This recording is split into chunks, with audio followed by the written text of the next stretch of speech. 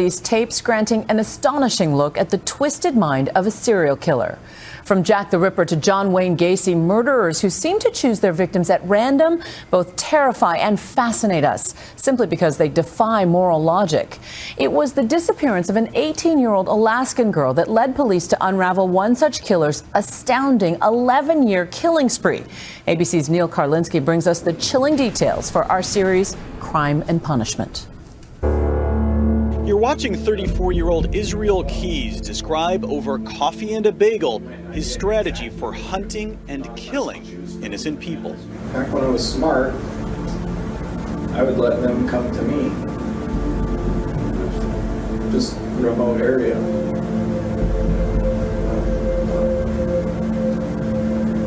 Come go to a remote area that's not anywhere near where you live, but that other people go to as well.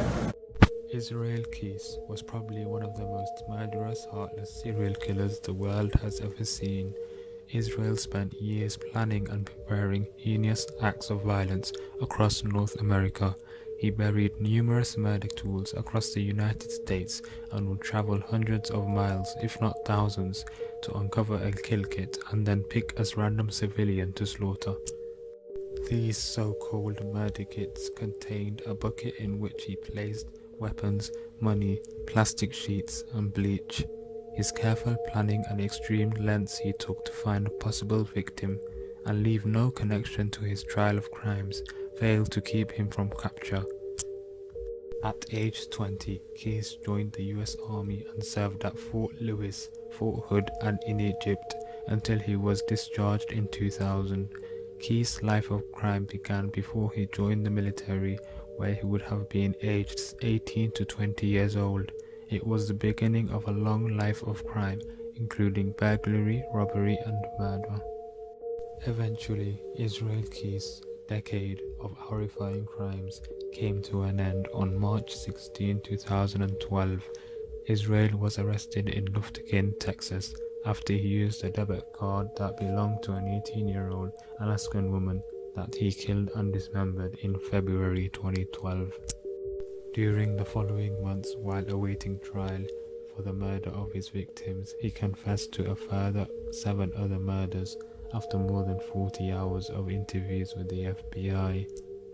During the rest of the police investigations, Israel only admitted to 2 murders, while the police could already link those murders to him. Unfortunately, just after the interview, Israel took all his remaining secrets to the grave with him.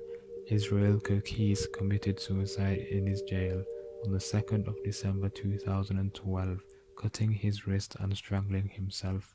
Israel's haunting disregard for human life and general society lives on in a 4-page suicide note he'd written in jail, released by the FBI in 2012. Israel Keys' path of death and destruction will be hard to forget as a normal American citizen, as even in jail he didn't feel a drop of remorse or responsibility for the promising young lives he'd taken away during his decade-long of chilling crimes.